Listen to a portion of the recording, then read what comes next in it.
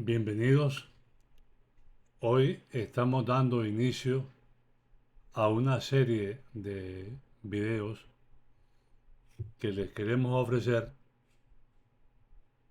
basados en un libro que hace 15 años tuve el privilegio de escribir.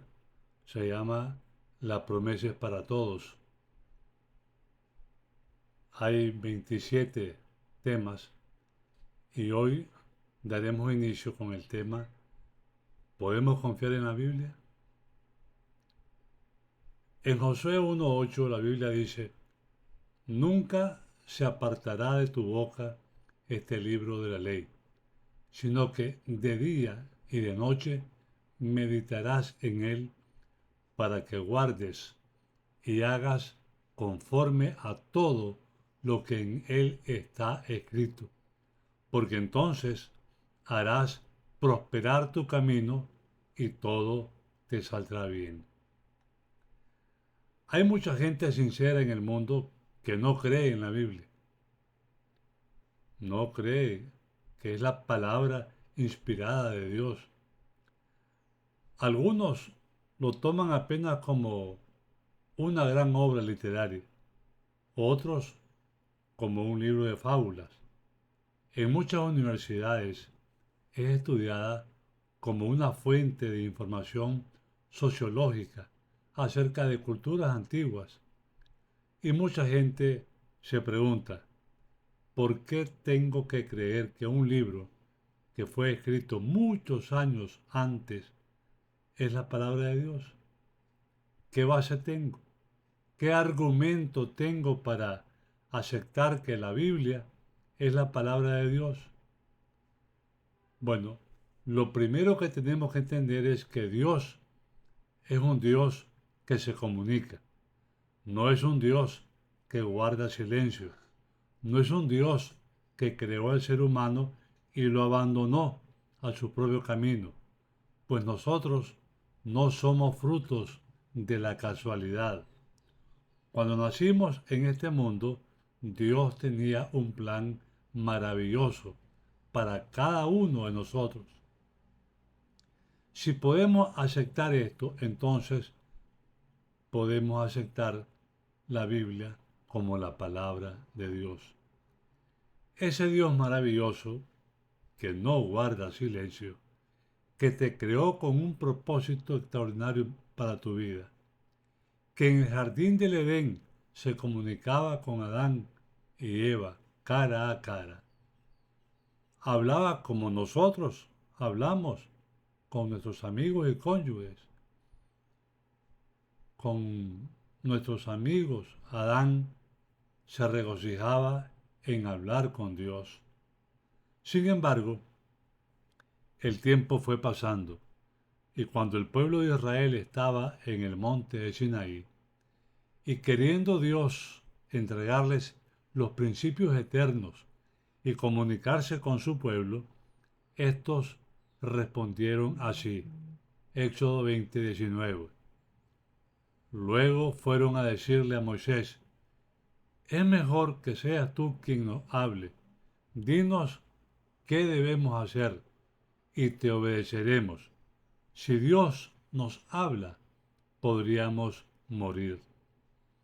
Qué triste realidad. La realidad del ser humano. Llegaron a tal punto que tenían miedo de escuchar la voz de Dios. ¿Qué podía hacer Dios si Él quería acercarse a sus hijos y éstos huían de Él? Él quería hablarles, pero ellos no querían que lo hiciera.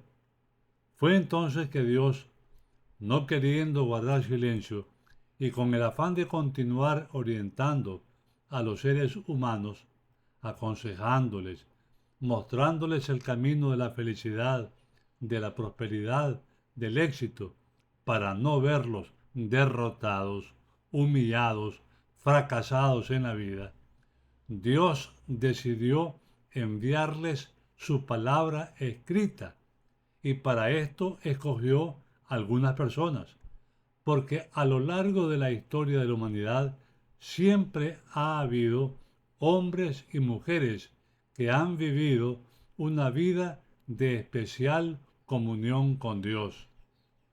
Dios tomó a esas personas y les dio un mensaje. Algunas veces lo hizo a través de sueños, otra vez en visiones, o se les presentaba personalmente, dejándoles escuchar su voz, y esas personas tomaron el mensaje, lo escribieron y lo han dejado como un legado para nosotros. La colección de estos mensajes es lo que llamamos la Sagrada Escritura, la Biblia. En 2 de Pedro 1:21, el apóstol nos dice: ningún profeta habló por su propia cuenta. Al contrario, todos ellos hablaron de parte de Dios y fueron guiados por el Espíritu Santo. Quiere decir que esas personas no decidieron por sí mismos escribir la Biblia. Fue Dios quien decidió escogerlos y entregarles su mensaje. La Biblia es un término procedente de la palabra griega, biblión, que significa rollo, papiro o libro, y de allí se deriva la palabra biblioteca, que es un conjunto de libros. La palabra de Dios no fue traída por voluntad humana, pues fue Dios quien escogió a esas personas. Pero puedes pensar, ¿qué pruebas tengo para aceptar que la Biblia es la palabra de Dios? Y tienes razón en dudar. Bueno, analizaremos algunos argumentos, no muchos, pocos, pero suficientes. Primero, veamos el testimonio de los propios escritores. Estos escritores bíblicos dicen que ellos no escribieron lo que quisieron, sino que recibieron el mensaje de Dios. Por ejemplo, David, que escribió los Salmos, dice en 2 de Samuel 23:2: estas palabras no son mías, son palabras del Espíritu de Dios que habla por medio de mí. Y en Ezequiel 2:2 nos dice: en ese momento sentí que algo dentro de mí me hacía levantarme y pude oír que Dios me daba este encargo. Amén. Quiere decir que la primera prueba que tenemos es el testimonio de los propios escritores bíblicos. Pues ellos, antes de escribir, dijeron: no es mi palabra, es la palabra que Dios me entregó. Pero cualquiera de ustedes puede decir: yo recibí la palabra de Dios y nosotros vamos a creer por eso. Claro que sí. Y aunque este argumento es bueno, pero es frágil. Sin embargo, Dios, previendo eso, nos dejó la vara para medir si el profeta habla de sí o de Dios. Isaías 8:20 nos dice: a la ley y al testimonio. Si no dijeren conforme a esto, es porque no les ha amanecido. Y Jesús en Mateo 17:20 nos dice: por sus frutos los conoceréis. En realidad, no se puede separar el carácter de una persona de sus obras y de sus enseñanzas. Vamos al segundo argumento. El testimonio de Jesús. Es la palabra de Jesús, de nuestro Dios. Escuchen, cuando Jesús estuvo en esta tierra, cuando vino a este mundo naciendo de la Virgen María, cuando anduvo con sus discípulos predicando su evangelio, los libros del Antiguo Testamento ya estaban escritos. Y muchas en sus enseñanzas Jesús mencionó citas de la Biblia que ya estaban escritas en aquel tiempo. Si esas palabras del Antiguo Testamento no hubiesen sido inspiradas por Dios, yo creo que Jesús no las habría mencionado en sus enseñanzas.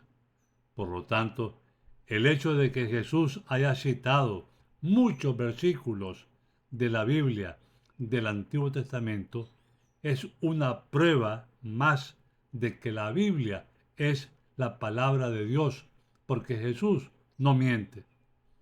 En Lucas 24:27 leemos: Luego Jesús les explicó todo lo que la Biblia decía acerca de él. Empezó con los libros de la ley de Moisés y siguió con los libros de los profetas. Y en Juan 5:39 nos dice: escudriñad las escrituras, ya que pensáis tener en ellas la vida eterna, pues ellas son las que dan testimonio de mí. Amén. Irrefutable el argumento.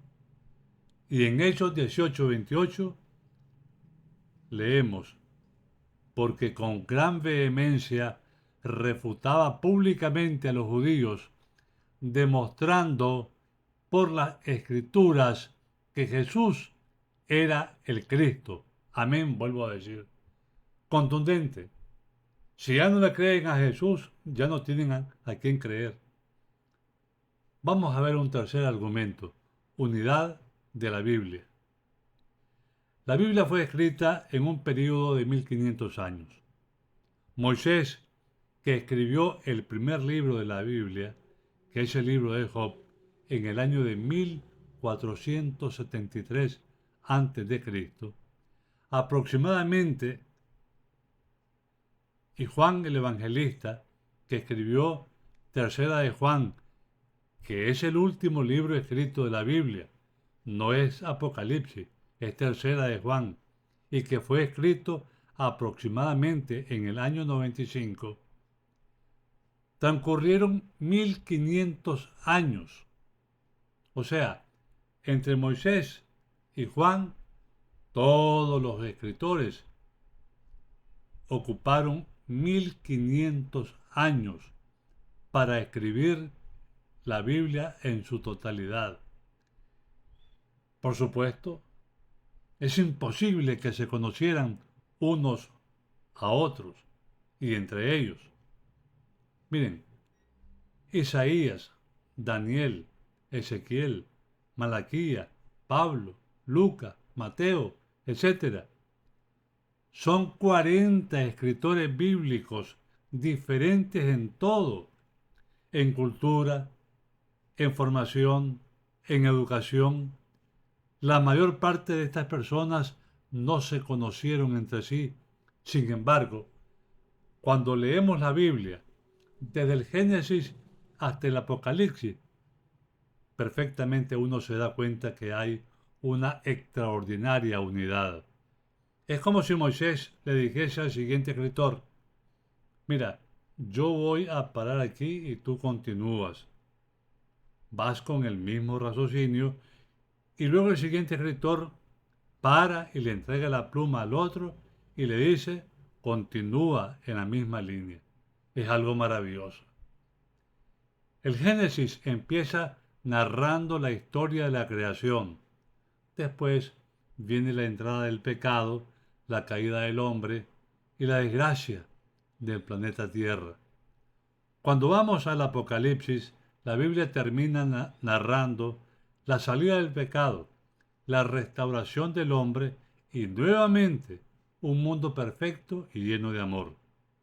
Entre Génesis y Apocalipsis está toda la historia de dolor, de muerte que el pecado trajo al ser humano, y está descrita como si hubiera sido escrita por una sola pluma, solo que Moisés no conoció a Juan y Juan no conoció a Moisés. Vamos a ver una cuarta argumento: las profecías cumplidas. La Biblia no es un libro específicamente de profecía, lo reconocemos, pero hay muchas profecías contenidas en ella. En Isaías 49:22 nos dice: Dios está sentado sobre la redondez de la tierra. Claramente la Biblia nos dice que la tierra es redonda, solo que la ciencia de aquel tiempo miraba la Biblia con ojos de sospecha. La ciencia afirmaba que la tierra no era redonda, que la tierra era plana, pero la Biblia afirma que la tierra es redonda. El 12 de octubre de 1492 fue que finalmente el almirante Cristóbal Colón llegó a América. Y no solamente descubrió América, sino que también descubrió y probó al mundo que la tierra es redonda y que la Biblia tenía razón y que le enseñaba miles de años atrás. En Daniel capítulo 2 encontramos que hubo un rey llamado Nabucodonosor. Tuvo un sueño y en la interpretación de ese sueño estaba la profecía del desfile de los imperios, de cómo Babilonia cayó, cómo sucedió a Babilonia el imperio medo-persa, cómo también este cayó y luego llegó Grecia, liderada por el gran guerrero Alejandro Magno. También Grecia cayó y subió Roma, y cómo Roma tuvo tanto poder de masacrar a las personas, pero finalmente Roma se desintegró y después de Roma muchos quisieron formar un imperio mundial y no pudieron hacerlo.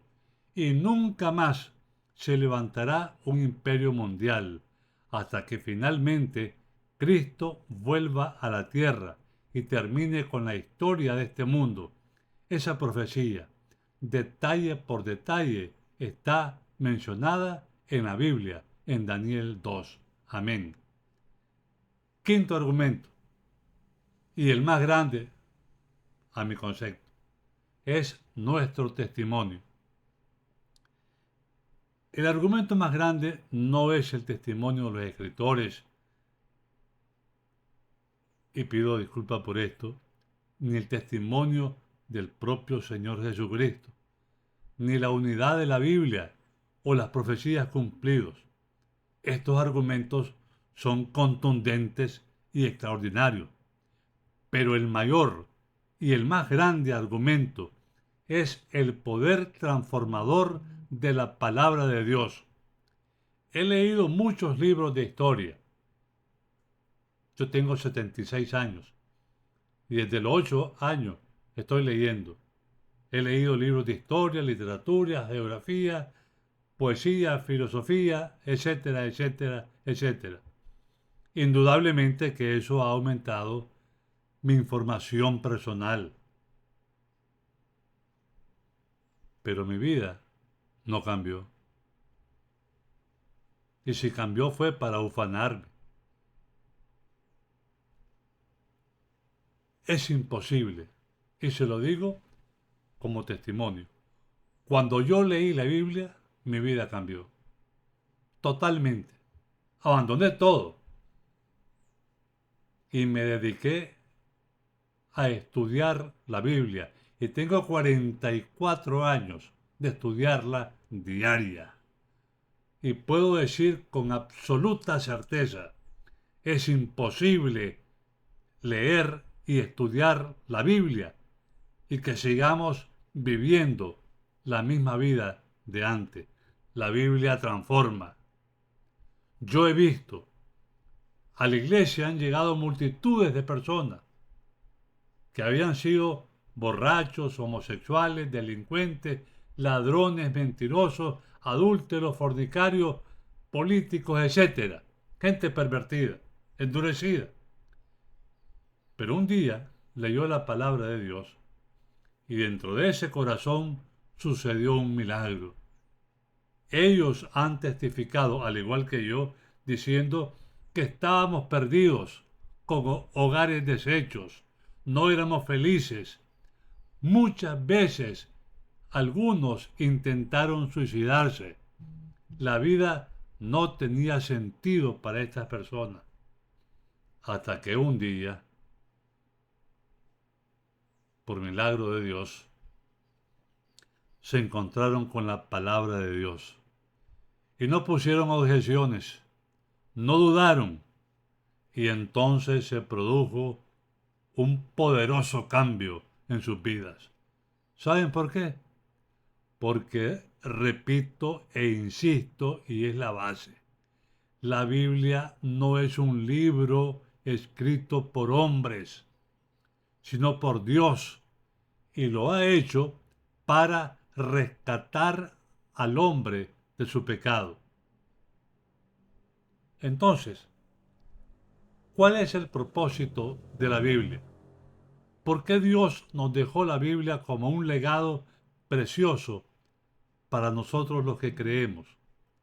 En 2 Timoteo 3:16 nos dice, todo lo que está escrito en la Biblia es el mensaje de Dios y es útil para enseñarle a la gente, para ayudarla a corregirse y para mostrarle cómo debe vivir honorablemente. Amén. Los hombres que Dios escogió para inspirarlos y darles el mensaje no fueron títeres que recibieron de Dios palabras por palabra de lo que tenían que escribir. No, Dios les dio el mensaje, pero esos escritores usaron sus propias palabras, su propia cultura, su propio estilo de escribir. El mensaje, sin duda alguna, fue inspirado, pero las palabras no. Dios respetó la libertad, pero claro que el Espíritu Santo que inspiró el mensaje se encargó también de cuidar que esos escritores humanos no cometiesen errores, no transmitiesen el mensaje de una manera equivocada. Cuando el mensaje llega a nosotros a través de la Biblia, el Espíritu Santo hace otro trabajo. Él ilumina nuestro entendimiento, porque así como cuidó para que los escritores bíblicos escribiesen el mensaje correcto, hoy día el Espíritu Santo nos inspira, nos ilumina para que entendamos correctamente el mensaje escrito, porque nosotros también podemos equivocarnos en la interpretación del mensaje. Y a ese trabajo del Espíritu Santo se le llama iluminación. En el Salmo 119:9 leemos, ¿con qué limpiará el joven su camino? Con guardar su palabra.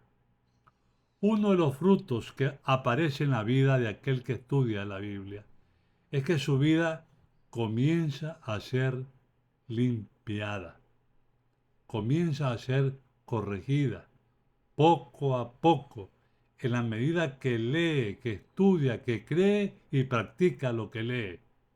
Salmo 109:11 nos dice el salmista, en mi corazón he guardado tus dichos para no pecar contra ti.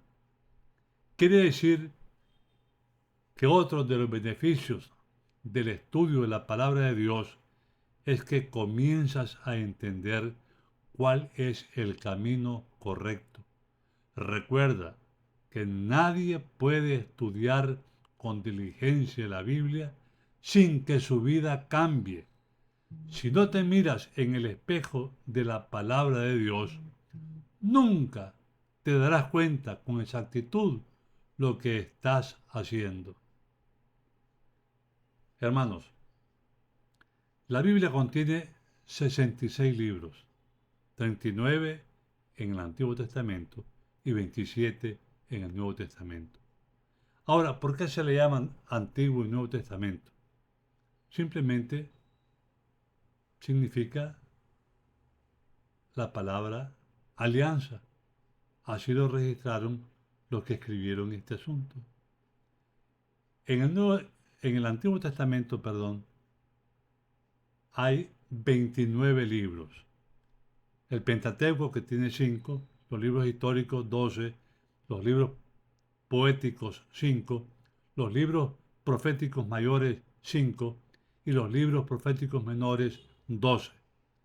Y en el Nuevo Testamento hay 27 libros, 4 de los evangelios, uno histórico, las 14 cartas de Pablo y 7 de otras cartas, y uno profético que es el Apocalipsis.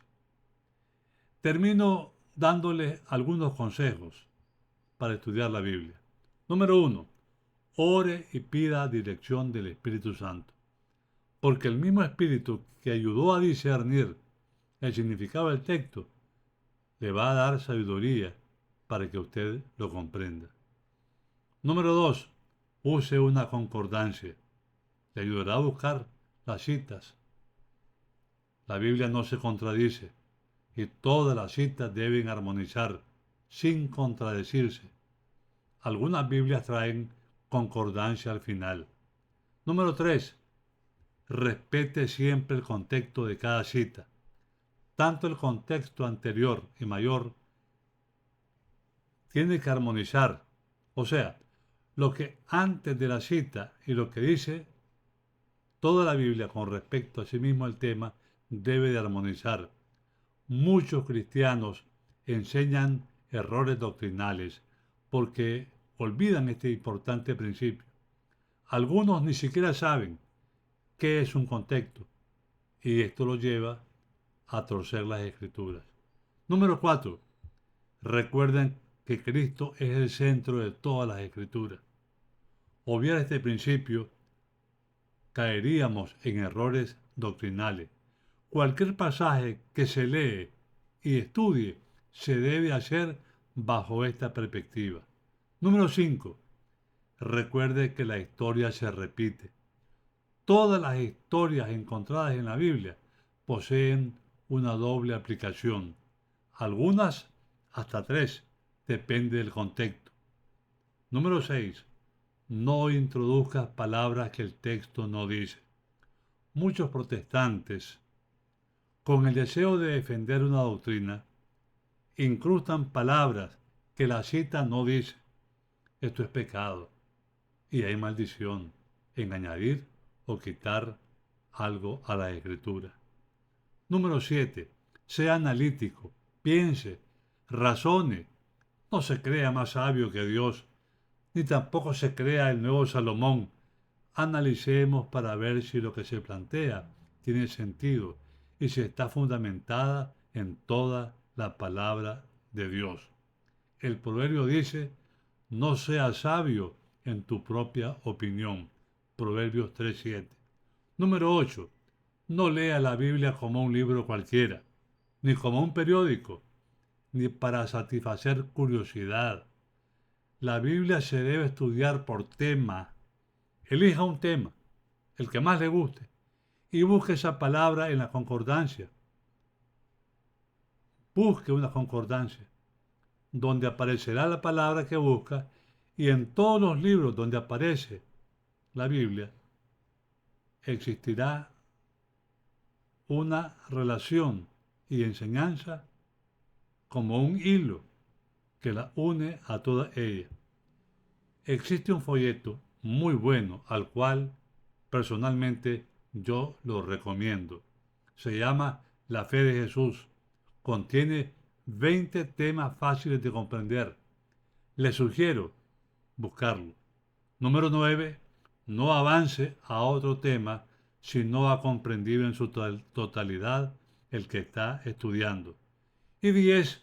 Ponga en práctica lo que está aprendiendo y así su vida se transformará. Señor, oramos porque las personas que escuchen y vean este video puedan ser tocadas por tu Santo Espíritu. En tu nombre lo pedimos. Amén. Hermanos, si este video les ha gustado, les rogaría que le pongan like y que se suscriban a este canal. Así me ayudarán para compartir a otras personas este video. Que Dios les bendiga, hermanos. Nos vemos en el próximo tema.